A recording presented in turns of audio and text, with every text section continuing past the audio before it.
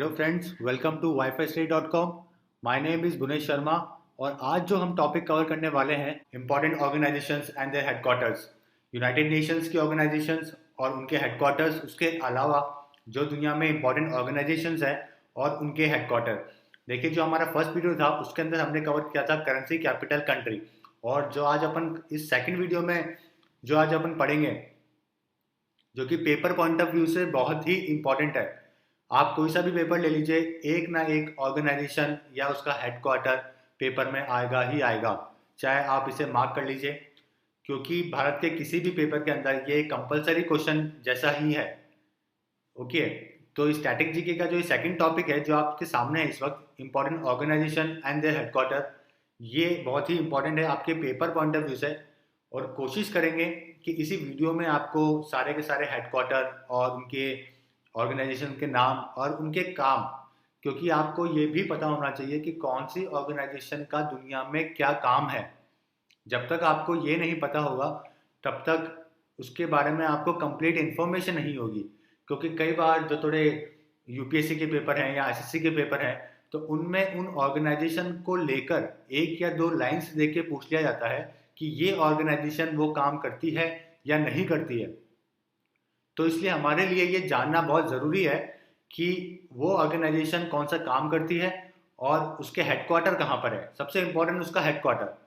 तो अपन ने जो कोड करा है, या फिर अपन कोशिश करेंगे कि जैसे इसको इसको बाकी चीज़ों से रिलेट करके याद करवाने की, ताकि आपको इसी वीडियो के अंदर आपको सब कुछ याद हो जाए।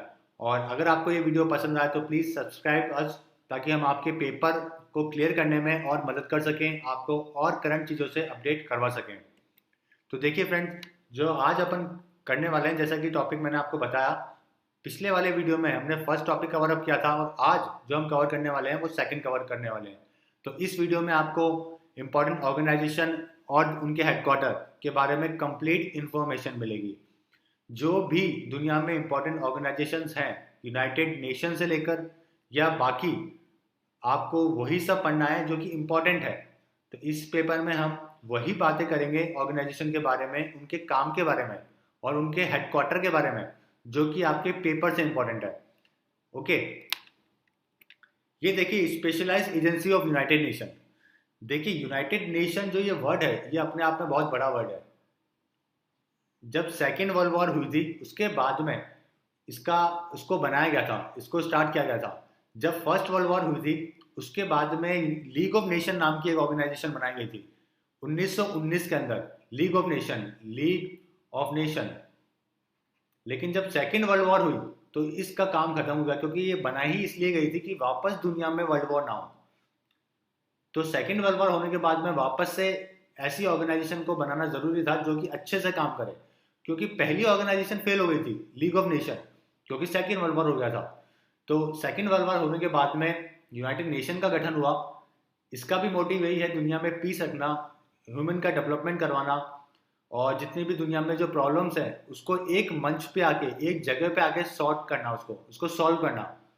ओके, तो अपने लिए सबसे ज़्यादा इम्पॉर्टेंट किसी कोई ऑर्गेनाइजेशन है दुनिया में, तो वो यूनाइटेड नेशन की ऑर्गेनाइजेशन है, जो कि 15 है, 15 स्पेशलाइज्ड एजेंसीज हैं।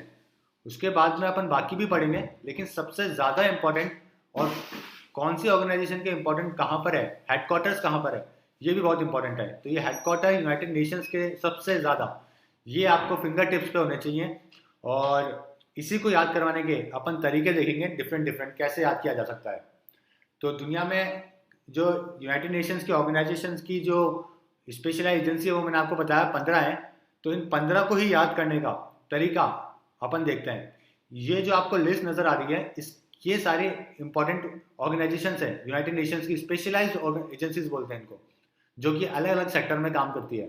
जैसे कि FAO, food and agriculture organisation, इसका हेडक्वार्टर रोम में है। देखिए, फूड और एग्रीकल्चर की जब भी बात होगी, हमेशा रोम को याद रखना है। रोम फूड के लिए बहुत फेमस है। दुनिया में अगर फूडी, जितने भी जो फूड को पसंद करने वाले लोग हैं, उनकी फेवरेट प्लेस रोम होती है। इसीलिए फूड का जब भी बात आएगी तो अपन को रोम याद रखना है। वैसे ही सिविल एविएशन को लेके सबसे ज़्यादा जो काम हुए हैं दुनिया में, डेवलपमेंट होते हैं, वो होते हैं मॉन्ट्रियल, कनाडा के अंदर। ये कनाडा के अंदर है। ये जो जगह है ये कनाडा के अंदर है। इसको बोलते हैं ICAO, international civil aviation organisation. वैसे ही IFAD, international fund for agriculture development. ये देखिए फूड एग्रीकल्चर एक ही बात है।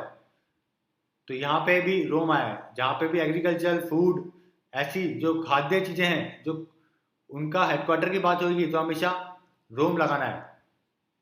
उसके बाद में देखेंगे इंटरनेशनल लेबर ऑर्गेनाइजेशन जेनेवा में। उसके बाद में और भी कई सारे ऑर्गेनाइजेशन हैं जिनको थोड़ा डायरेक्टली याद करना थोड़ा मुश्किल है, इसीलिए अपन देखेंगे कि इन ऑर्गेनाइजेशन को याद करने का तरीका।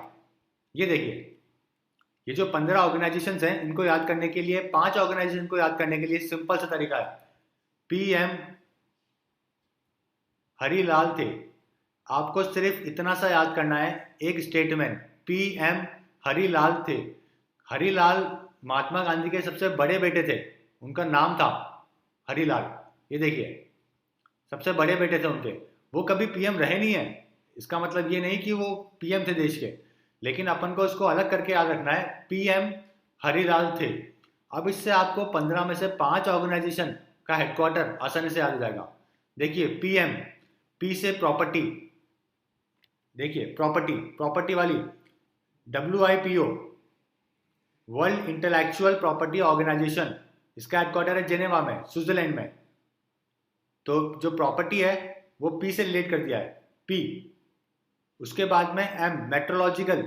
मेट्रोलॉजिकल देखे हुए आप, तो ये देखिए WMO, ये रही वर्ल्ड मेट्रोलॉजिकल ऑर्गेनाइजेशन। इसका भी हेडक्वार्टर जेनेवा में है। उसके बाद में देखेंगे आप थे हरिलाल, हरिलाल H का हेल्थ, हेल्थ का देखोगे अगर आप तो ये देखिए WHO, वर्ल्ड हेल्थ ऑर्गेनाइजेशन। इसका भी हेडक्वार्टर जेनेवा में, स्विट्जरलैंड में।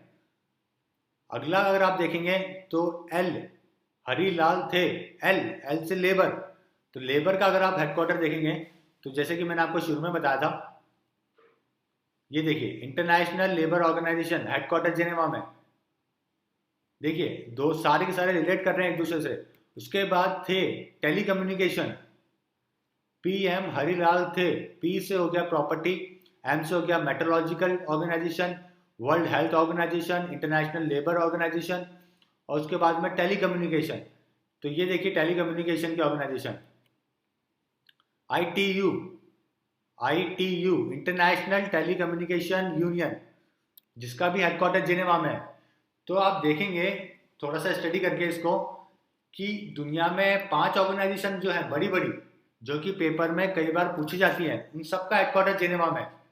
तो आपको सिर्फ इतना सा याद रखना है, PM हरिलाल थे, ये PM है देश के प्रधानमंत्री नरेंद्र मोदी जी। उसके बाद में महात्मा गांधी और उनके बेटे हरिलाल। महात्मा गांधी के सबसे बड़े बेटे का नाम हरिलाल था। तो आपको सिर्फ याद करना है PM हरिलाल थे।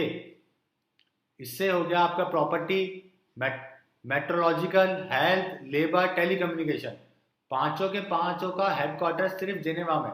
जब भी इससे आ जाए आपका इस कोड से रिलेटेड तो आपको जिनेवा टिक करना है। 5 ऑर्गेनाइजेशन का याद करने का तरीका बहुत ही आसान हो चुका है। अब बाद में देखेंगे, अगला देखेंगे आप, जैसे कि मैंने आपको शुरू में बताया था, food, FAO, food and agriculture organisation, Rome. जब भी फूड की बात होगी, ये देखिए फूड, पिज्जा, तो जब भी फूड की बात होगी तो हमेशा आपको याद रखना है इटली। इटली कैपिटल है रोम, ठीक है। ये दुनिया में जो फूड लवर्स हैं उनके लिए सबसे इंपॉर्टेंट और सबसे उनकी फेवरेट डेस्टिनेशन है रोम।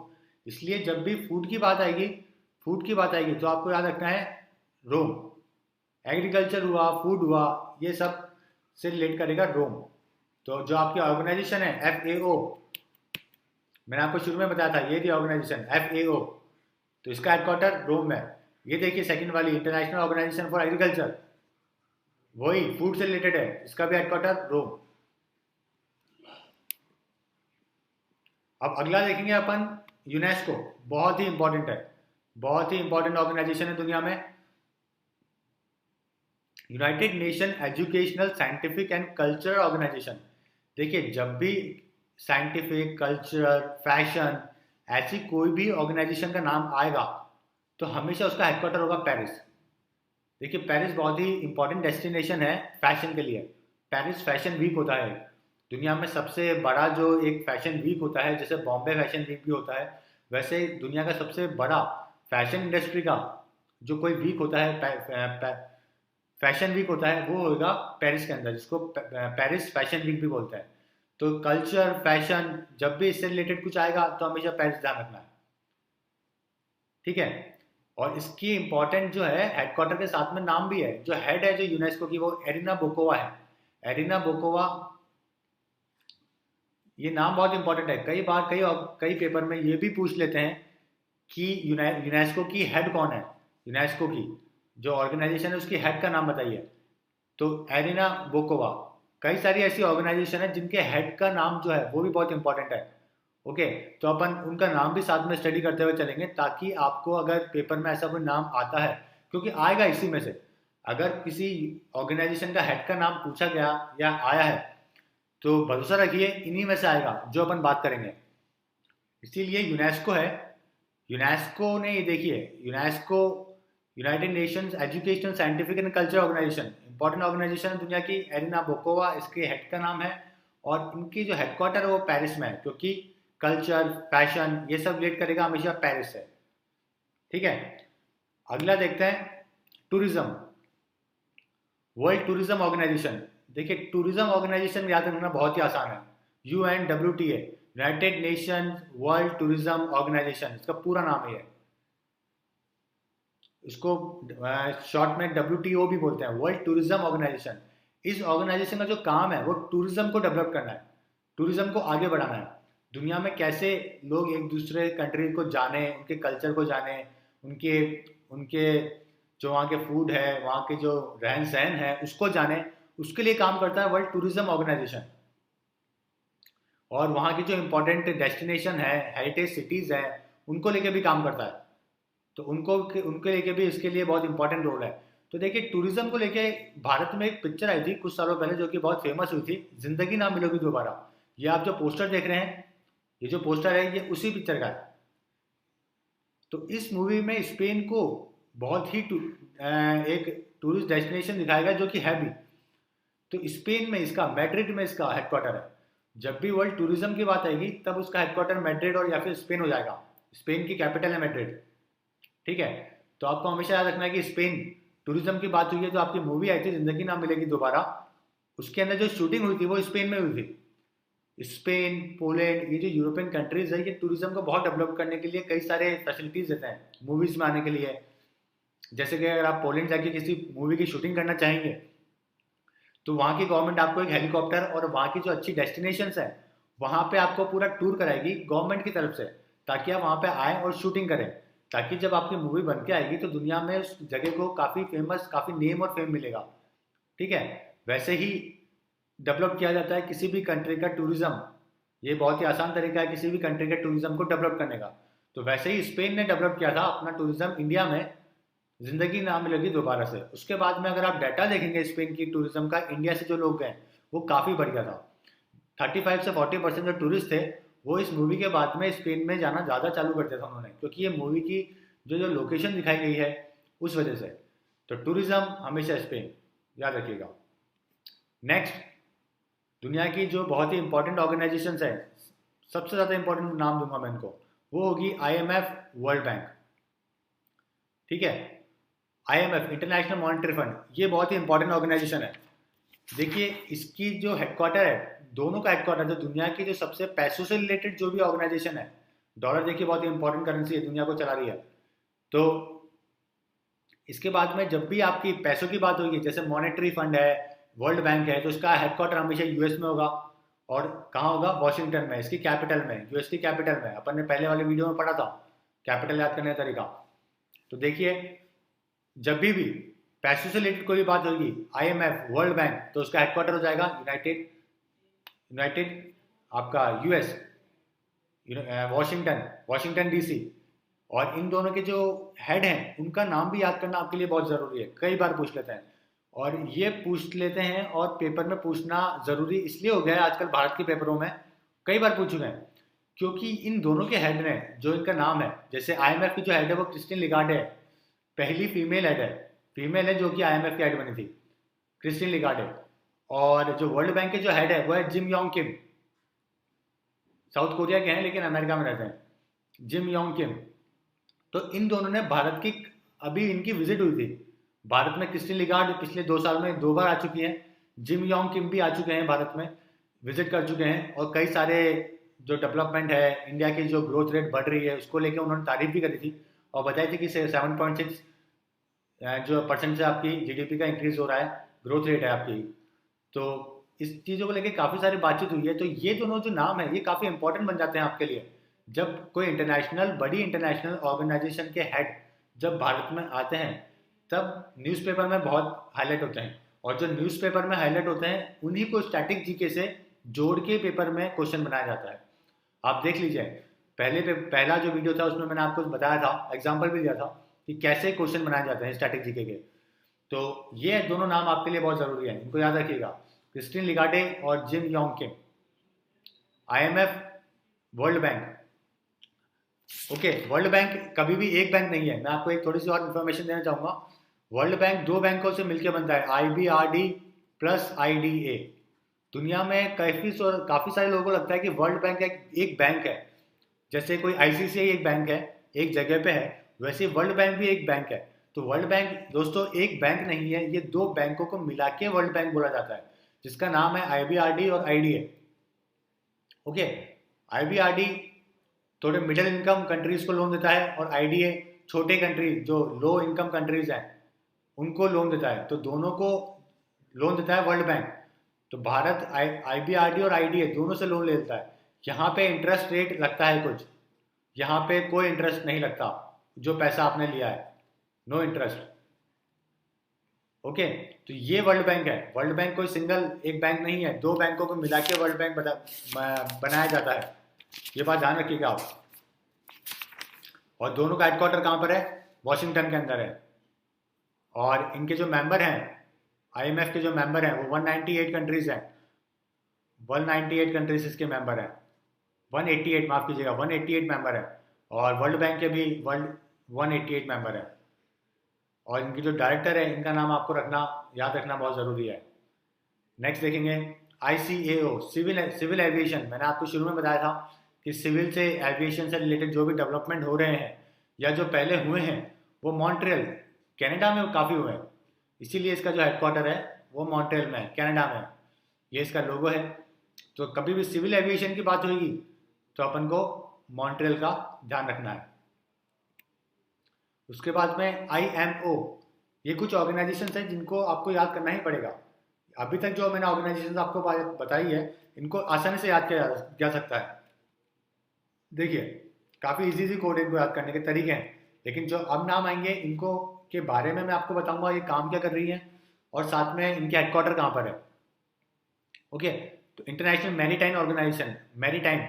देखिए, मैरीटाइम का मतलब होता है सी, ओशन। तो जो ओशन से रिलेटेड जो भी काम होंगे इंटरनेशनल मैरीटाइम ऑर्गेनाइजेशन करेगी। हेडक्वार्टर कहाँ है इसका? लंदन में है इसका हेडक्वार्टर। ओके, तो जब भी मैरीटाइम की बात होगी, सी की बात होगी, ओशन की बात होगी, तो लंदन इसका हेडक्वार्टर है। ओके, तो ये चीज़ आपको याद रखनी है, मैरीटाइम से आपको लंदन रिलेट करना पड़ेगा। अगला देखेंगे UNIDO, United Nations industrial development organisation. देखिए, कभी भी इंडस्ट्री हो गई है आपकी, एटॉमिक एनर्जी हो गई है, ऐसे कोई भी एनर्जी कोई बाकी है, पेट्रोलियम है, ये ऐसे जो इंपॉर्टेंट चीज़ें हैं, बड़ी बड़ी जो डेवलपमेंट में काम आती है, ठीक है, एटॉमिक एनर्जी देखिए, न्यूक्लियर देखिए आप, तो इनके हेडक्वार्टर्स हमेशा आपको वियना में मिलेंगे।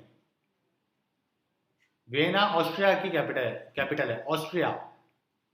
ये ऑस्ट्रेलिया नहीं है, ऑस्ट्रिया है, यूरोप की एक कंट्री है ऑस्ट्रिया। ऑस्ट्रेलिया की कैपिटल कैनबरा है और ऑस्ट्रिया की कैपिटल वियना है। तो इस चीज़ को ध्यान रखना है आपको। तो इसके जो हेडक्वार्टर है यूनिडो का, international United Nation industrial development organisation, इसका हेडक्वार्टर वियना में मिलेगा आपको। तो इंडस्ट्रीज हो गई, न्यूक्लियर हो गए, एनर्जी, पेट्रोलियम, एटॉमिक एनर्जी, इन सब से रिलेटेड जब भी हेडक्वार्टर आएगा तो हमेशा वियना में आएगा, ध्यान रखिएगा। अगला universal postal union, universal postal, ठीक है, ये अपनी पोस्ट ऑफिस जो सर्विसेज होती हैं उससे रिलेटेड है। दुनिया में कैसे एक चीज़ को दूसरी जगह पहुंचाया जाए उस चीज़ को लेकर काम करता है। यूनिवर्सल पोस्टल यूनियन, इसका हेडक्वार्टर है बर्न में। बर्न है स्विट्जरलैंड में, ये इसकी कैपिटल भी है बर्न। वैसे फेमस जो सिटी है स्विट्जरलैंड की वो जेनेवा है, लेकिन जो इसकी कैपिटल है स्विट्जरलैंड की वो बर्न है। तो इसलिए UPU, universal postal union, universal postal, इसका हेडक्वार्टर हो जाएगा बर्न। अगला देखेंगे, ये कुछ यूनाइटेड नेशंस के प्रोग्राम और उनके फंड्स हैं। ठीक है, यूनाइटेड नेशंस के कई सारे ऑर्गेनाइजेशंस है, वो कई सारे प्रोग्राम्स करती है, और उन प्रोग्राम्स का जो हेडक्वार्टर है वो भी अपन को याद करना जरूरी है। कई बार पूछ लेते हैं, जैसे कि जो चीज़ जो न्यूज़ में चल रही है उससे रिलेटेड कई बार पूछ लेते हैं, क्योंकि वही प्रोग्राम्स बहुत इंपॉर्टेंट रहते हैं। फॉर एग्जांपल, जैसे कि अगर आप देखेंगे सीरिया में बहुत ज़्यादा इश्यूज हो रहे हैं, नाइजीरिया में हो रहे हैं, निगर में हो रहे हैं, पलायन बहुत हो रहा है, तो दूसरे देशों में रिफ्यूजीज बहुत सारे जा रहे हैं। रिफ्यूजी का मतलब होता है जो जो लोग अपना देश छोड़ के दूसरे देशों में इलीगल तरीके से घुसने की कोशिश कर रहे हैं, उनको रिफ्यूजीज बोलते हैं, जिनके लिए प्रोटेक्शन भी दी जाती है। क्योंकि कई बार अगर किसी देश में ऐसे हालात खराब हो जाते हैं तो लोगों को वहाँ से जाना पड़ता है, पलायन करना पड़ता है।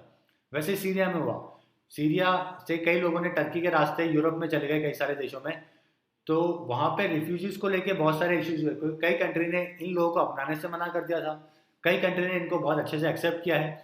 तो जो इन्होंने एक्सेप्ट किया है या नहीं किया है, लेकिन ह्यूमैनिटी के तौर पे इनको इनको ध्यान रखना इन लोगों का बहुत ज़रूरी है। तो वैसे ही यूएनएचसीआर एक ऑर्गेनाइजेशन है, माफ़ कीजिएगा, एक प्रोग्राम है जो कि इसके लिए काम करता है। ओके, तो United nation high commission for refugees, ये प्रोग्राम और ये ऑर्गेनाइजेशन, ये इसका हेडक्वार्टर है जिनेवा में। तो अभी पिछले 2 साल से रिफ्यूजीज को लेकर बहुत ज़्यादा बातें हो रही है, तो ये बहुत इंपॉर्टेंट बन जाता है रिफ्यूजी। वैसे कई सारे प्रोग्राम्स यूनाइटेड नेशंस के जो कि इंपॉर्टेंट है, जिनकी अपन बात करेंगे। तो देखिए, स्टार्टिंग करते हैं फर्स्ट से। UNDP, United Nation development programme. देखिए, डेवलपमेंट, चिल्ड्रन, ठीक है, तो इन सब का हेडक्वार्टर न्यूयॉर्क में होगा। देखिए आगे देखिए, ये देखिए डीसीपी, आपको सिर्फ इतना से याद रखना है, डीसीपी, डीसीपी न्यूयॉर्क हेडक्वार्टर हो जाएगा। जब भी ऑर्गेनाइजेशन की बात होगी न्यूयॉर्क हो जाएगा। डी से डेवलपमेंट, सी से चिल्ड्रन, पी से पॉपुलेशन। डेवलपमेंट होएगा, उसके बाद लोगों का बच्चे होंगे, उसके बाद में पॉपुलेशन बढ़ेगी, तीनों रिलेटेड है। पहला डेवलपमेंट होएगा, उसके बाद में बड़े होंगे लोग, उसके मेल फीमेल, उसके बाद में चिल्ड्रन होंगे, उसके बाद में पॉपुलेशन बढ़ेगी। तो डीसीपी, डीसीपी से जब भी प्रोग्राम की या फंड की बात हो यूनाइटेड नेशन के, तो उसका हेडक्वार्टर हो जाएगा न्यूयॉर्क। अब देखिए डीसीपी से, ये देखिए, डी डेवलपमेंट, सी चिल्ड्रन, और उसके बाद में अगला देखेंगे आप डीसीपी पॉपुलेशन। ये देखिए पॉपुलेशन वाला, ये देखिए ये रहा यूएनएफपीओ, यूनाइटेड नेशन पॉपुलेशन फंड। तो यानी कि डेवलपमेंट, उसके बाद चिल्ड्रन, पॉपुलेशन, तीनों का हेडक्वार्टर न्यूयॉर्क है, तीनों का। ठीक है, तो तीन जो इंपॉर्टेंट जो आपकी ये है प्रोग्राम्स हैं वो यहीं पे खत्म हो जाते हैं। जैसे कि एक तो पहला ये वाला डेवलपमेंट, उसके बाद में चिल्ड्रन, और उसके बाद में पॉपुलेशन, ये रहा। तीनों का हेडक्वार्टर न्यूयॉर्क में, डीसीपी, आपको सिर्फ डीसीपी याद रखना है, डेवलपमेंट, चिल्ड्रन, पॉपुलेशन, तीनों का हेडक्वार्टर न्यूयॉर्क में। अगला देखेंगे, ये आपको पहले ही बताया था मैंने, पहले एफपीओ था एक ऑर्गेनाइजेशन, अब है डब्ल्यूएफपी प्रोग्राम है, वर्ल्ड फूड प्रोग्राम। जैसे कि मैंने पहले बताया था आपको शुरू में, फूड से जब भी रिलेटेड बात होगी उसका हेडक्वार्टर रोम होएगा। दुनिया में फूड लवर्स के लिए सबसे अच्छी जगह रोम है, तो फूड से रिलेटेड लोगों का हमेशा जो भी ऑर्गेनाइजेशन होगी, प्रोग्राम्स होंगे उसके, वो रोम में होंगे। आगे देखिए, यूनाइटेड नेशन इन्वायरमेंटल प्रोग्राम। कभी भी इन्वायरमेंट की बात होगी, ठीक है, इन्वायरमेंट की बात होगी, इन्वायरमेंट की, तो हमेशा नैरोबी होगा उसका हेडक्वार्टर। ये बहुत इंपॉर्टेंट है। नैरोबी, नैरोबी कहाँ है? केनिया में है। तो केनिया से मैंने पहले बताया था आपको, काफ़ी सारे मैचेस खेलते थे इंडिया क्रिकेट टीम, तो नैरोबी काफ़ी उस टाइम पे काफ़ी फेमस था। तो वहाँ पे साउथ अफ्रीका जो है वो इन्वायरमेंट के लिए बहुत फेमस है, फॉरेस्ट के लिए बहुत फेमस है। तो इन्वायरमेंट से रिलेटेड जब भी बात होगी तो वो होगी नैरोबी में। और साथ में हैबिटेट की भी। देखिए हैबिटेट, इन्वायरमेंट साथ में हैबिटेट, लोगों के रहने के लिए इन्वायरमेंट, लोगों के रहने के लिए बहुत ज़रूरी है। ह्यूमन के रहने के लिए इन्वायरमेंट बहुत ज़रूरी है।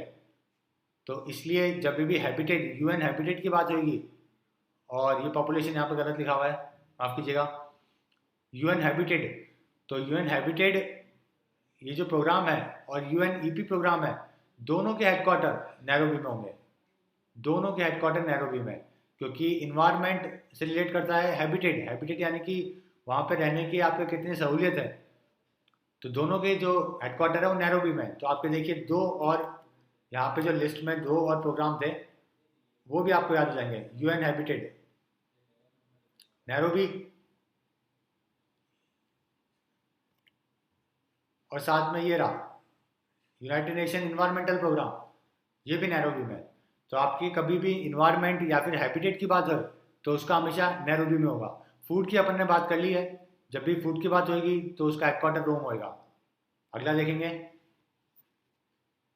दो और आपको दो चीज़ें और आसानी से याद हो जाएगी जब भी एड्स का या फिर रिफ्यूजीज की बात होगी तो उसका हेडक्वार्टर आपको मिलेगा जेनेवा में। जेनेवा, देखिए एड्स, HIV एड्स दुनिया में बहुत ही इंपॉर्टेंट, ये जो डिजीज़ है ये बहुत ही इंपॉर्टेंट है, क्योंकि इसको लेके बहुत ज़्यादा डेवलपमेंट्स या फिर टेक्नोलॉजी पे काम हो रहा है। इसकी अभी तक वैक्सीनेशन नहीं है, तो इसके लिए बहुत ज़्यादा इंपॉर्टेंट काम हो रहा है दुनिया में। तो ये बहुत इंपॉर्टेंट होता है ऑर्गेनाइजेशन। इसका हेडक्वार्टर जेनेवा में, रिफ्यूजीज का हेडक्वार्टर भी जेनेवा में, जो कि अपन ने बात करी थी। ये देखिए यूनाइटेड नेशन, मैंने अभी आपको पहले बताया था सीरिया में कैसे रिफ्यूजीज को लेके इशू हो रहा है यूरोपियन कंट्रीज में। तो ये जो होगा आपका रिफ्यूजीज और एड्स दोनों जो प्रॉब्लम्स हैं, क्योंकि रिफ्यूजीज की बहुत बड़ी प्रॉब्लम्स है और एड्स की बहुत बड़ी प्रॉब्लम है, दोनों का हेडक्वार्टर जेनेवा में। दोनों प्रॉब्लम्स का हेडक्वार्टर एक ही जगह पे जेनेवा में। तो आप आसानी से याद कर सकते हैं ये सारे। देखिए सारी के सारे प्रोग्राम्स हैं वो आपको आसानी से याद होगा। ये मैप है, आपको सारी ऑर्गेनाइजेशन का नाम याद नहीं रखना है। जैसे इंपॉर्टेंट जो मैंने बताया है वो सिर्फ आपको मैप के थ्रू याद जल्दी हो जाता है कई बार। तो अगर आप देखेंगे कि भाई मैप में कि कनाडा में मॉन्ट्रियल में कहाँ पर है, कौन सी कहाँ पर है, मॉन्ट्रियल कनाडा में है, तो कनाडा में मैप से आप ICAO है। उसके बाद में टूरिज्म आपके स्पेन में है, स्पेन यहाँ पर है, तो आपके ये WTO है। उसके बाद पेरिस यहाँ पे है, तो ये आपके यूनेस्को है। IMO मैरीटाइम ऑर्गेनाइजेशन लंदन में है। इंटरनेशनल कोर्ट ऑफ जस्टिस, अभी आप अपन बात करेंगे, इसका काम भी बात करेंगे कैसे ये काम करती है। ये ICJ international court of justice, the Hague, Netherland, Holland भी बोलते हैं जिसको, दो नाम है इस देश के, नीदरलैंड या हॉलैंड। ओके, तो इसका हेडक्वार्टर यहाँ पे है। मैंने आपको बताया पोस्टल से रिलेटेड बर्न में है, वियना में कई सारे हैं। मैंने आपको बताया एटॉमिक एनर्जी हो गया, डेवलपमेंट हो गया, पेट्रोलियम हो गया, तो वियना में है। वैसे ये सब इंपॉर्टेंट है, वियना वाले, हे वाले, बर्न हो गया, ये सब जो जो मैंने आपको लिस्ट में दिखाए हैं ये सब इंपॉर्टेंट है। न्यूयॉर्क के अंदर बहुत सारे हैं, ठीक है, मैंने आपको न्यूयॉर्क में बताए थे कैसे चिल्ड्रन का डेवलपमेंट हो रहा है, पॉपुलेशन बढ़ रही है, तीनों रिलेट करेंगे न्यूयॉर्क से।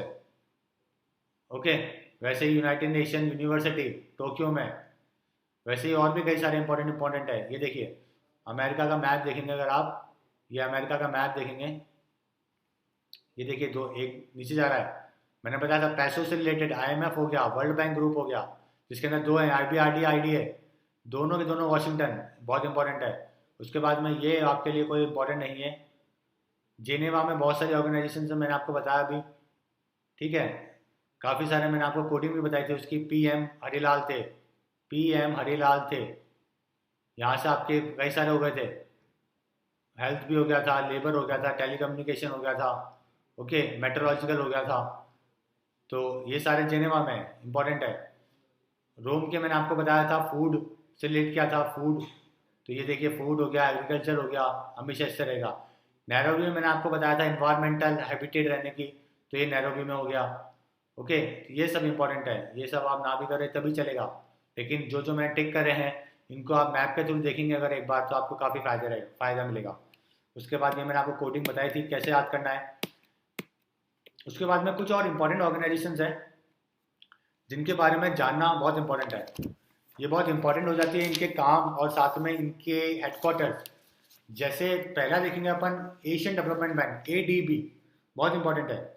जैसे दुनिया में वर्ल्ड बैंक है, वर्ल्ड बैंक ये दुनिया को लोन देता है, पूरी वर्ल्ड को लोन देता है, वैसे ही एशियन कंट्रीज के लिए खोला गया था एशियन डेवलपमेंट बैंक, एडीबी, जिसका हेडक्वार्टर मनीला में है, फिलीपींस में है, जिसका फिलीपींस की कैपिटल है मनीला। आप आसानी से याद कर सकते हैं। इंडिया में एक सिटी का नाम है मनाली और यहाँ पे है मनीला। तो ADB, Asian development bank, Asian development का हेडक्वार्टर है मनीला में। एशियन डेवलपमेंट बैंक क्या करेगी, देखिए इसके नाम में ही इसका काम छुपा हुआ है, एशिया का डेवलपमेंट करेगा जो बैंक, वो होगा ADB, Asian development bank. Okay, अगला देखेंगे international committee of the red cross. देखिए बहुत इंपॉर्टेंट ऑर्गेनाइजेशन है ये, आईसीआरसी, ये इसका लोगो है। आपको नाम से ही प्लस दिखाई दे रहा है, प्लस सिंबल होता है डॉक्टर का, हेल्थ का। तो इसलिए इसका जो काम है, international committee of the red cross, ये दुनिया की जो बीमारियां हैं, डिजीजेज हैं, लोगों की हेल्थ है, उसको इम्प्रूवमेंट करने के काम आता है। आईसीआरसी, दुनिया का जो पहला पहला नोबेल अवार्ड जो मिला था, वो इन्हीं को मिला था, नोबेल इसी कमेटी को मिला था, रेड क्रॉस कमेटी को। ठीक है, तो मैंने आपको पहले ही बताया था कि जब भी कोई प्रॉब्लम्स होगी, जैसे कि रिफ्यूजी की प्रॉब्लम हुई या फिर आपके एड्स की प्रॉब्लम हुई, हेल्थ की प्रॉब्लम हो गई, ठीक है, रेड क्रॉस है, काम कर रहा है दुनिया में, बहुत ही ज़्यादा काम किया है इसने लोग, दुनिया की ह्यूमैनिटी को लेकर। सबका हेडक्वार्टर जिनेवा में मिलेगा। Problems, refugee, AIDS, health problems, Geneva headquarter. अगला देखेंगे फीफा, सभी को पता है दुनिया में बहुत ही हॉटशॉट टॉपिक है ये फीफा। अभी जो हो रहा है वो रियो में हो रहा है, माफ कीजिएगा, जो लास्ट हुआ था, अभी तो ओलंपिक जो हो रहा है वो रियो में हो रहा है, तो इसलिए रियो बहुत इंपॉर्टेंट हो चुका है। फीफा जो हुआ था वो ब्राज़ील में हुआ था, वो भी रियो में हुआ था, ब्राज़ील में। तो ये भी बहुत इंपॉर्टेंट है फीफा आपके लिए। ठीक है, तो इसका जो कहाँ पे हुआ था, कौन सी कंट्री ने जीता था, ओके, तो इसका हेडक्वार्टर जो है वो जूरिक में है। जूरिक भी बहुत फेमस सिटी है स्विट्जरलैंड की। देखिए स्विट्जरलैंड की काफ़ी सारी फेमस सिटी है, बर्न जो उसकी कैपिटल है, उसके बाद में जेनेवा, ठीक है, जूरिक। तो इसका जो हेडक्वार्टर है फीफा का, वो जूरिक में है, याद रखिएगा। उसके बाद यूनाइटेड नेशन, देखिए सबसे बड़ी ऑर्गेनाइजेशन दुनिया का, सबसे, मैंने आपको इसके बारे में बताया था शुरू में भी जब अपन ने स्टार्ट किया था। इंपॉर्टेंट ऑर्गेनाइजेशन, जो स्पेशलाइज्ड ऑर्गेनाइजेशन के बारे में शुरू में बात की थी, वो इसी की है, यूनाइटेड नेशंस की। दुनिया में सबसे ज़्यादा काम करने का, जो जो डेवलपमेंट कराने का, वो किसी के पास में राइट्स हैं या जो करवा रहा है, वो यूनाइटेड नेशन है। मैंने आपको बताया था वुड्सो विल्सन का आइडिया था United nation after second world war. World war खत्म होने के बाद में इसको स्टार्ट किया गया था, तो ये बहुत इंपॉर्टेंट हो जाता है अपने लिए। ठीक है, एफडीआर, पहले वर्ल्ड कप, पहला जो, माफ कीजिएगा, पहला जो वर्ल्ड, अपनी लीग ऑफ नेशन जो बनी थी, पहला जो वर्ल्ड वॉर हुई थी, उसके बाद में लीग ऑफ नेशंस बनाई गई थी। उसका जो हेडक्वार्टर था जिनेवा में, और वो जो आइडिया था वो था वुड्सो विल्सन का। और जो सेकंड वर्ल्ड वॉर हुई थी, उसके बाद में यूनाइटेड नेशन का गठन किया गया। इसका आइडिया था एफडीआर का, फ्रैंकलिन डी रूजवेल्ट। ठीक है, तो आपके लिए दोनों इंपॉर्टेंट है। लीग ऑफ नेशंस, पेपर के पॉइंट ऑफ व्यू से लीग ऑफ नेशंस, इसका आइडिया था वुड्सो विल्सन का। उसके बाद में जो यूनाइटेड नेशन बना, उसका आइडिया मिला एफडीआर, फ्रैंकलिन डी रूजवेल्ट, जो कि यूएस के प्रेसिडेंट रह चुके हैं 4 बार, 4 टाइम्स यूएस प्रेसिडेंट। ठीक है, तो इसीलिए ये बहुत फेमस है, ये नाम भी बहुत फेमस है। और यूनाइटेड नेशन का आइडिया किसका था, ये भी बहुत फेमस नाम है, एफडीआर, फ्रैंकलिन डी रूजवेल्ट। और जो पहली वर्ल्ड वॉर के बाद में जो बना था लीग ऑफ नेशंस, उसका आइडिया था वुड्सो विल्सन का। ठीक है फ्रेंड्स, तो ये याद रखना बहुत ही ज़रूरी है। सैन फ्रांसिस्को में इसकी मीटिंग हुई थी, जहाँ पे इसका गठन हुआ था। और 5 देश थे जो शुरू में, 5 देश जिन्होंने इसको रेक्टिफाई किया था, और इसके परमानेंट मेंबर बनाए गए थे 5 देश। आपको पता होगा जो कि बहुत ही इंपॉर्टेंट और सबसे बड़े देश हैं, जिनको UN United nation security council की मेंबरशिप, परमानेंट मेंबरशिप है जिनके पास में, यूएस, यूके, उसके बाद में फ्रांस, उसके बाद में चाइना और रशिया, दुनिया के 5 बड़े देश जिनको परमानेंट मेंबरशिप मिली हुई है यूनाइटेड नेशन सिक्योरिटी काउंसिल को लेके। इसको लेके भारत में ने भी अपनी अप्लाई कर रखी है मेंबरशिप के लिए, जो कि अभी मिली नहीं है। चारों देश एग्री कर चुके हैं, लेकिन चाइना ने अभी तक एग्री नहीं किया है। और जितने भी डिसीजन होते हैं, मैंडेटरी डिसीजन जो होते हैं, वो इन 5 की सहमति के बिना ही होंगे, सहमति के साथ में ही इसके अंदर चेंजेस होंगे। इसीलिए यूनाइटेड नेशन सिक्योरिटी काउंसिल की सदस्यता अभी तक भारत को नहीं मिली है। आगे देखेंगे यूनाइटेड नेशन यूनिवर्सिटी। देखिए यूनाइटेड नेशन की यूनिवर्सिटी भी है, ओके। इसका हेडक्वार्टर टोक्यो में है, टोक्यो, जापान, जो कि इंपॉर्टेंट है। यूनिवर्सिटी भी अभी रिसेंटली 2-3 महीने पहले ही पूछा गया था किसी एक पेपर में, यूनाइटेड नेशन यूनिवर्सिटी कहाँ पर है, जो कि टोक्यो में है, जापान में। नाटो, बहुत ही इंपॉर्टेंट ऑर्गेनाइजेशन नाटो, ठीक है। नाटो के बारे में जानना बहुत ज़रूरी है। ये नॉर्थ अटलांटिक ट्रीटी ऑर्गेनाइजेशन है। ये काउंटर अटैक करने के लिए बनाई गई थी यूएसएसआर को, यूएसएसआर जो कि पहले सोवियत संघ जिसको बोलते थे, जो कि बाद में रशिया और काफ़ी सारे कंट्रीज बने, बाद में टूटने के बाद में कई सारे कंट्रीज बन गए। तो इसको काउंटर अटैक करने के लिए अमेरिका ने, यूएस ने यूरोप के कई कंट्रियों के साथ में एक ऑर्गेनाइजेशन बनाई, उसका नाम रखा NATO, North Atlantic Treaty Organisation. देखिए अमेरिका के, ये अगर अमेरिका है, बीच में अटलांटिक ओशन है और यहाँ पे यूरोप है, यहाँ पे यूरोप है। तो ये एक ऑर्गेनाइजेशन है जिसने दोनों को मिला दिया रशिया को टैकल करने के लिए।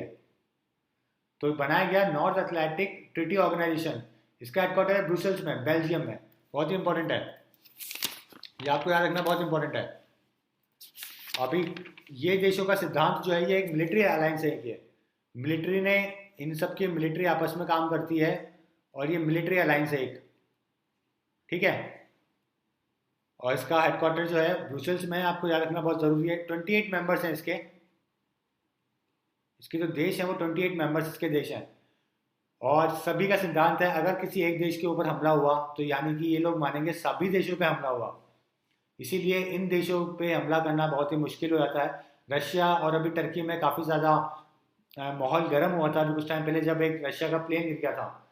लेकिन उसके बाद में रशिया कुछ कर नहीं पाया, क्योंकि वो टर्की जो है वो नाटो का सदस्य है। नाटो का सदस्य का मतलब, अगर आपने उसके ऊपर अटैक कर दिया, यानी कि आपने यूएस पे, कनाडा पे, फ्रांस पे, यूके पे, इटली पे, सभी पे अटैक कर दिया, ओके। इसीलिए ये ऑर्गेनाइजेशन बहुत इंपॉर्टेंट होती है, जिसको अपन नाटो बोलते हैं, नॉर्थ अटलांटिक ट्रीटी ऑर्गेनाइजेशन। अगली देखेंगे ओईसीडी। देखिए नाम, इसके जो स्लोगन है उसमें देखिए, better policies for better life, यानी कि ये लोग बेटर लाइफ के लिए काम कर रहे हैं, पॉलिसीज बना रहे हैं और बेटर लाइफ पे काम कर रहे हैं। OECD, organisation for economic corporation and development, organisation for economic corporation and development, Paris में इसका हेडक्वार्टर है। मैंने आपको बताया था दुनिया की प्रॉब्लम्स, वर्ल्ड की प्रॉब्लम्स का हेडक्वार्टर जेनेवा में है, ठीक है। और यहाँ पे डेवलपमेंट का हो रहा है, डेवलपमेंट की जिसकी प्रॉब्लम है वो पेरिस में फैशन के साथ में एक ऑर्गेनाइजेशन ये भी है। इकोनॉमी, दुनिया में जो इकोनॉमी की प्रॉब्लम है वो सॉल्व करेगी, पेरिस में जो हेडक्वार्टर है। OECD, organisation for economic corporation and development. तो ये ऑर्गेनाइजेशन जो कि इकोनॉमिक कॉर्पोरेशन, लोगों को कॉपरेट करती है इकोनॉमी बढ़ाने के लिए और कैसे डेवलपमेंट किया जाए उसके तरीके बताती है, ठीक है। हेडक्वार्टर कहाँ है? पेरिस में, फ्रांस में। अगली इंटरनेशनल ओलंपिक कमेटी, ये देखिए बहुत इंपॉर्टेंट हो जाता है, क्योंकि अभी ओलंपिक होने वाले हैं, कुछ दिनों में ओलंपिक स्टार्ट होने वाले हैं, जो कि बहुत ही इंपॉर्टेंट टॉपिक है। भारत को लेकर इस बार लगाए जा रहे हैं कि भारत ने अपना सबसे बड़ा सदस्यता दल भेजा इस बार, 100 से ज़्यादा है, 100 से ज़्यादा लोगों को भेजा इस बार ओलंपिक के अंदर जिन्होंने क्वालिफाई किया है। तो उम्मीद है इस बार भारत के ज़्यादा मेडल आएंगे। तो इसीलिए भारत के लिए बहुत इंपॉर्टेंट है ये ऑर्गेनाइजेशन। ये जो कमेटी है, इसका headquarter international Olympic committee, IOC. देखिए जितने भी लोग सेलेक्ट होते हैं इंटरनेशनल ओलंपिक में जाने के लिए, जितने भी लोग इसको क्वालिफाई करते हैं, सबके लिए एक बेंचमार्क होता है, सभी एथलीट के लिए, सभी स्पोर्ट्स पर्सन के लिए।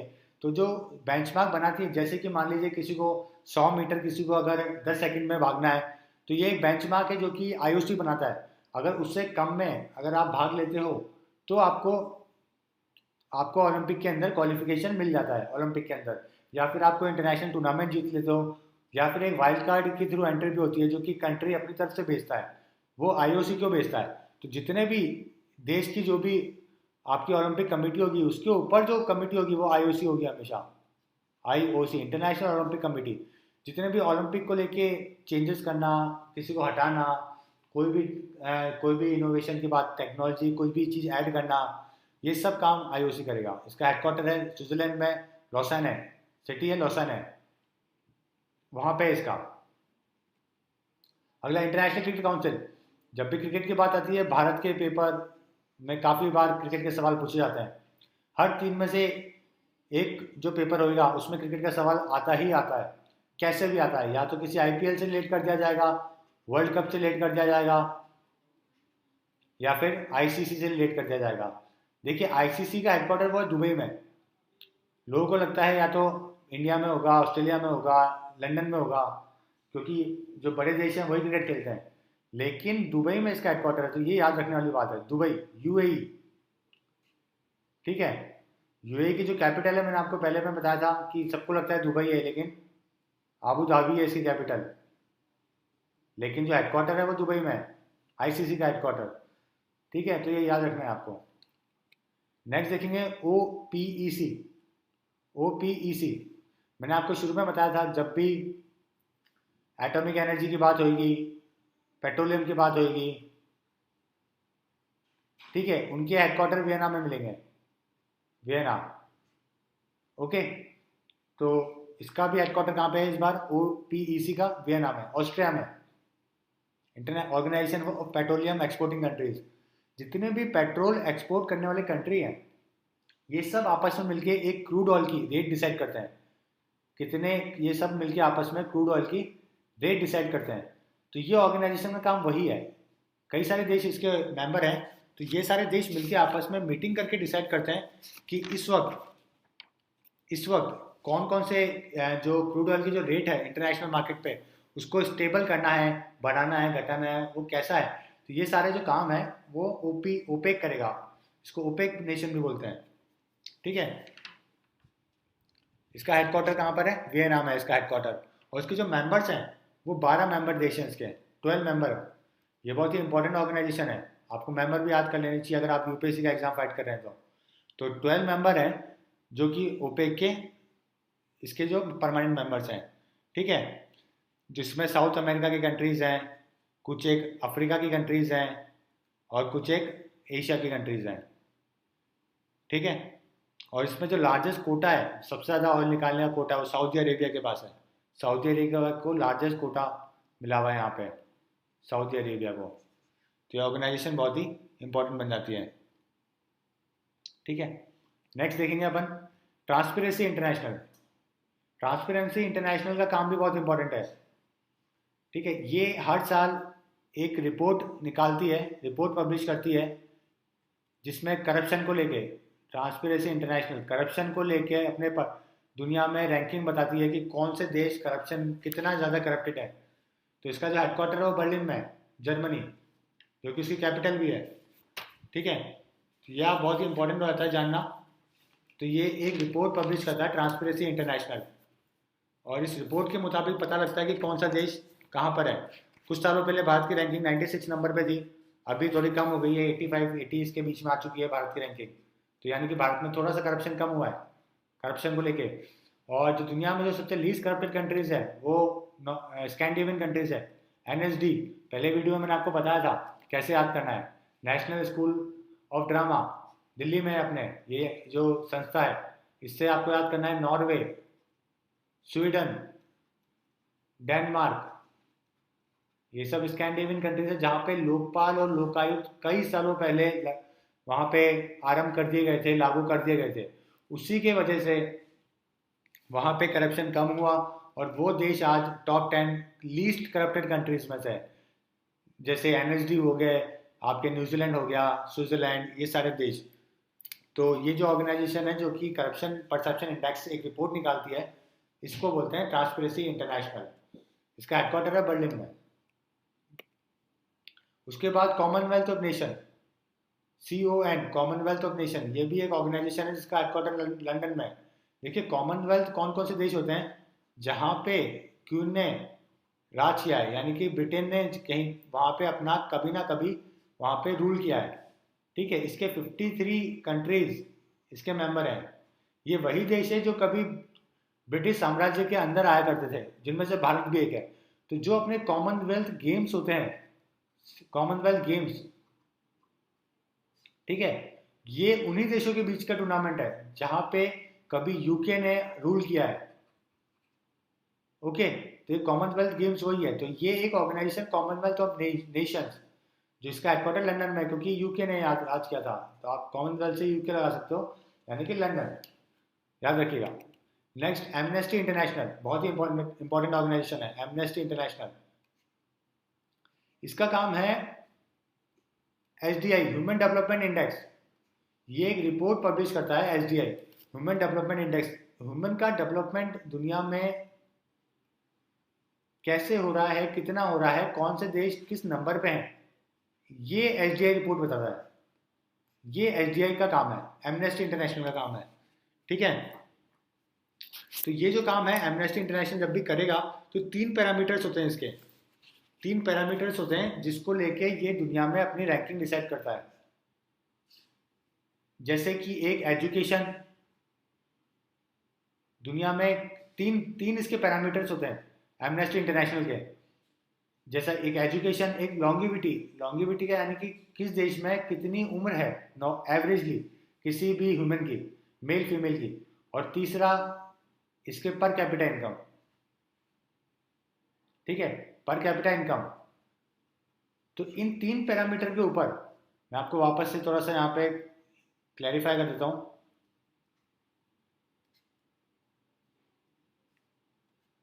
एजुकेशन पहला, दूसरा लॉन्गिविटी, तीसरा पर कैपिटा इनकम। ये 3 पैरामीटर्स हैं जिसके ऊपर एमनेस्टी इंटरनेशनल अपनी रिपोर्ट बनाता है, किसी भी देश की रैंकिंग बनाता है और उसको पब्लिश करता है। तो भारत इसके अंदर मिडिल इनकम कंट्रीज में, जैसे 0 से लेके 1 तक पॉइंट मिलते हैं, तो भारत इसमें 0.56 है, यानी कि मीडियम है। 0.4 से नीचे बहुत ही पुअर, जो लीस्ट डेवलप्ड कंट्रीज है, 4 से लेके 7 के बीच में डेवलपिंग कंट्रीज है, उसके बाद में डेवलप्ड कंट्रीज है। तो वहाँ पे डेवलप्ड में वही है सब स्कैंडिनेवियन कंट्रीज जो मैंने आपको बताया, NSD, न्यूजीलैंड, ठीक है, नॉर्वे, स्वीडन, डेनमार्क, स्कॉटलैंड, ये सब जो देश हैं यही यहाँ पे भी लीड करते हैं, यानी कि मोस्ट डेवलप्ड देशों में। और इसका भी जो हेडक्वार्टर है वो देखिए लंदन में है, डेवलपमेंट लंदन, एमनेस्टी इंटरनेशनल का जो हेडक्वार्टर है वो लंदन में है। तो आपको याद रखना है। इंटरनेशनल कोर्ट ऑफ जस्टिस बहुत ही इंपॉर्टेंट है। International court of justice, ICJ, ये इंपॉर्टेंट इसलिए होता है क्योंकि रिसेंटली यहाँ पे कई देशों ने अप्लाई किया है। जो दो देशों के जब केसेस होते हैं आपस में, दो बड़े देशों का, जैसे मान लीजिए इंडिया में अगर दो स्टेट के बीच में केस हुआ है तो वो सुप्रीम कोर्ट चला जाएगा। लेकिन दुनिया में अगर दो देशों के बीच में कोई लड़ाई है तो उनको ICJ सॉल्व करेगा, इंटरनेशनल कोर्ट ऑफ जस्टिस, जिसका हेडक्वार्टर है द हेग में। हेग एक सिटी है नीदरलैंड के अंदर, नीदरलैंड यानी कि हॉलैंड, जिसको हॉलैंड भी बोलते हैं। ये बहुत इंपॉर्टेंट ऑर्गेनाइजेशन है यूनाइटेड नेशन की, जो इंटरनेशनल, जो इसके यूनाइटेड नेशंस के जो 6 प्रिंसिपल ऑर्गन है, जो 6 ऑर्गन है इंपॉर्टेंट, यूनाइटेड नेशन के 6 ऑर्गन प्रिंसिपल, उसमें से एक है ICJ। ओके, तो इसके अंदर इंडिया के जजेस भी बने। यहाँ पे जो जजेस बनते हैं वो उनके पैरामीटर्स भी बहुत ही डिफरेंट होते हैं अपने सुप्रीम कोर्ट के। जो बड़े बड़े जजेस है दुनिया के, उनको यहाँ पे जज बना दिया जाता है। तो इनके जो जज का टेन्योर है वो 15 साल का होता है। Okay, international court of justice. और यहाँ पे जो भारत के जो जो एक कई बार अपने नाम पूछ लेते हैं कई बार कि इंटरनेशनल कोर्ट ऑफ जस्टिस में कौन से निम्नलिखित में से कौन से फॉलोइंग में से वहाँ पे जज बने हैं। तो मैं आपको, भारत में आज तक 4 ही ऐसे लोग हैं जो इंटरनेशनल कोर्ट ऑफ जस्टिस में जज बने हैं। तो मैं उनके आपको नाम बताता हूँ जो आपके लिए इंपॉर्टेंट है। BN राव, उसके बाद में नागेंद्र सिंह, उसके बाद में RS पाठक, और लास्ट जो है वो दलवीर भंडारी है। बहुत ही फेमस नाम है दलवीर भंडारी। तो ये जो 4 नाम हैं, ये वो जजेस हैं भारत के जिन्होंने इंटरनेशनल कोर्ट ऑफ जस्टिस में जज बने, जो वहाँ पे 15 साल जिनका टेन्योर होता है। ठीक है, तो ये ऑर्गेनाइजेशन का काम है इंटरनेशनल जो भी डिस्प्यूट है उनको सॉल्व करना, जिसका हेडक्वार्टर है हेम है, नीदरलैंड के अंदर।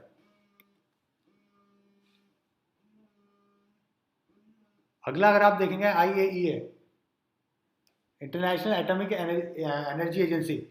मैंने आपको पहले बताया था, पेट्रोलियम की बात हो, इंडस्ट्रीज की बात हो, एटॉमिक एनर्जी की बात हो, हर सबका हेडक्वार्टर होगा वियना।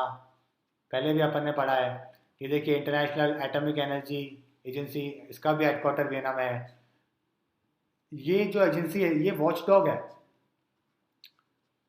किसका? न्यूक्लियर का। कि दुनिया में कोई न्यूक्लियर जो प्रोग्राम बन रहे हैं ना, वो हमेशा सिविल के पर्पज से बने, कभी भी मिलिट्री पॉइंट ऑफ व्यू से कभी भी ये काम ना हो, मिलिट्री पॉइंट ऑफ व्यू से कभी भी ये सब ना हो।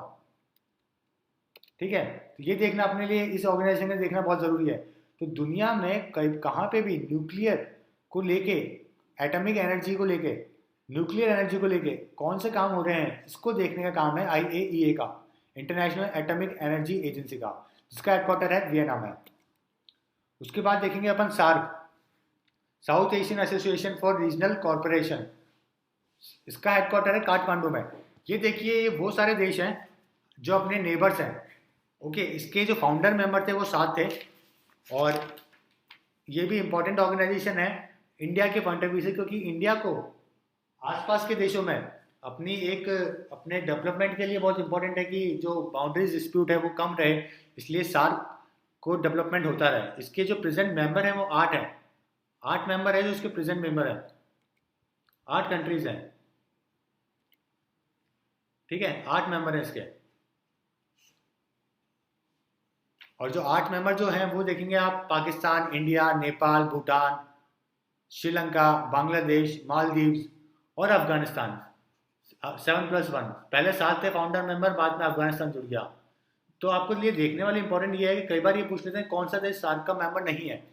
तो आपके लिए ये याद रखना जरूरी है कि जो म्यांमार है, काफी पेपर में पूछा गया, काफी, म्यांमार जो है, बर्मा जिसको बोलते हैं, ये सार्क का मेंबर नहीं है, ये सार्क का मेंबर नहीं है। तो ये देखना बहुत इंपॉर्टेंट है अपने लिए।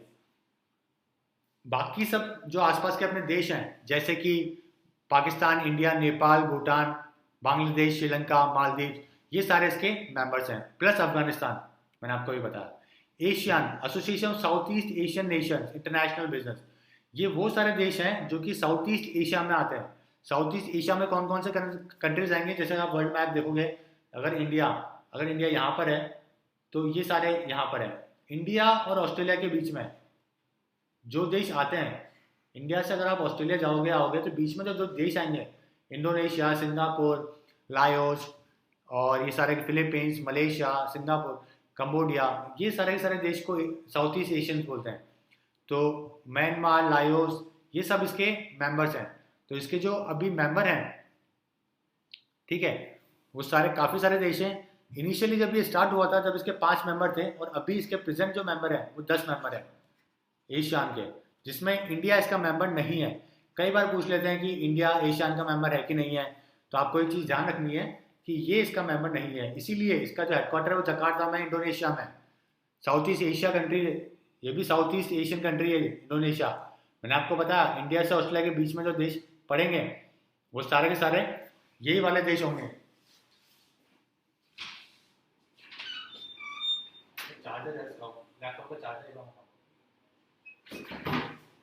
तो ये सारे देश बहुत ही इंपॉर्टेंट है।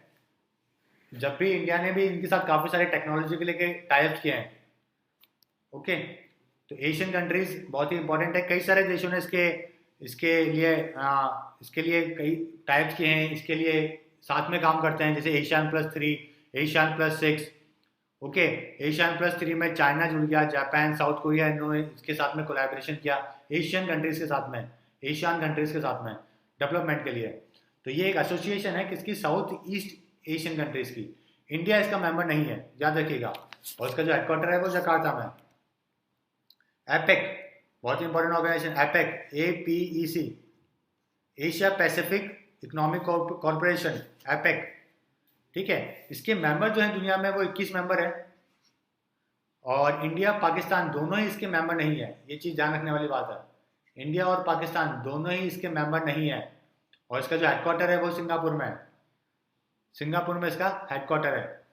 ओके, 1989 में ये जो ऑर्गेनाइजेशन है वो स्टार्ट हुई थी। आपके लिए याद रखने की कोई ज़्यादा ज़रूरत नहीं है कब स्टैब्लिश हुई थी। इंपॉर्टेंट जो है वो है कि कितने मेंबर हैं, 21 मेंबर हैं। इंडिया पाकिस्तान इसके मेंबर नहीं है, और इसका जो हेडक्वार्टर है वो सिंगापुर में है, याद रखिएगा। AIIB, Asia infrastructure investment bank, Beijing China. AIIB बहुत इंपॉर्टेंट है ये भी। रिसेंटली इसको लेके काफ़ी सारे बातें हुई है, काफ़ी सारे डेवलपमेंट की। इसके साथ में इंडिया ने भी काफ़ी सारे पैसे जो रेज करे हैं यहाँ से डेवलपमेंट के लिए। तो Asia infrastructure investment bank, Asia के जो इंफ्रास्ट्रक्चर है, जो डेवलपमेंट है, उसके इन्वेस्टमेंट को लेके ये बैंक काम करता है। तो इसका हेडक्वार्टर भी जाना जरूरी है, बीजिंग चाइना। चाइना ने ही इसको लेके इनिशिएट किया था, इस बैंक को लेके। अगला देखेंगे एनडीबी, ब्रिक बैंक, इसको बोलते हैं ब्रिक बैंक भी बोलते हैं, एनडीबी। ठीक है, तो ब्रिक बैंक ये ब्रिक नेशंस का बैंक है। जो ब्रिक नेशंस, मैंने आपको पहले ही बताया था ब्रिक नेशंस के बारे में पिछले वाले वीडियो में। ब्रिक नेशंस बताते हैं Brazil, Russia, India, China, south Africa, ये सारे देश मिला के ब्रिक नेशन बनते हैं। ठीक है, तो इन बैंकों, इन जो ये 5 देश है, ये दुनिया में बहुत ही इंपॉर्टेंस रखते हैं। काफ़ी ज़्यादा GDP दुनिया की इनके ऊपर डिपेंड करती है, डेवलपमेंट इनके ऊपर डिपेंड करता है। ये सारे डेवलपिंग कंट्रीज है जो कि बहुत ही ज़्यादा दुनिया के लिए भी काम, दुनिया में डेवलपमेंट को लेके काम करते हैं। तो इसका जो नाम है वो न्यू डेवलपमेंट बैंक रखा गया है। देखिए, ये बनाया गया ब्रिक नेशंस ने कि हर कंट्री अपने यहाँ से कुछ पैसा रिलीज करेगा, और आपस में जब भी किसी को डेवलपमेंट के लिए ज़रूरत होगी तो ये यहाँ से जिसका जो हेडक्वार्टर है वो है शंघाई में, चाइना में। ठीक है, तो ब्रिक नेशन को कभी डेवलपमेंट के लिए पैसों की जरूरत पड़ेगी तो वो एनडीबी से ले सकते हैं। जैसे कि एक वर्ल्ड बैंक हो गया, एशियन डेवलपमेंट बैंक हो गया, AIIB हो गया, तो वैसे इंडिया के लिए एक दरवाज़ा और खुल जाता है डेवलपमेंट के लिए ब्रिक नेशंस का। ठीक है, एनडीबी का, जिसका हेडक्वार्टर है शंघाई में। तो आपको कई बार ये पूछा जाता है कि न्यू डेवलपमेंट बैंक किस ऑर्गेनाइजेशन से जुड़ा हुआ है, तो ये ब्रिक नेशन से जुड़ा हुआ है, ब्रिक बैंक से जुड़ा हुआ है। ठीक है, इसको ब्रिक बैंक बोलते हैं, इसको याद रखिएगा। तो ये सारी ऑर्गेनाइजेशन थी जो कि बहुत ही इंपॉर्टेंट है आपके लिए पेपर पॉइंट ऑफ व्यू से। आपको सभी को इसके हेडक्वार्टर और इनका काम, ये सब आपको याद रखना है। उम्मीद करते हैं आपको ये वीडियो बहुत ही पसंद आएगा और आप सब्सक्राइब करेंगे। Thank you so much, and all the best for your exam from wifistudy.com। Thank you.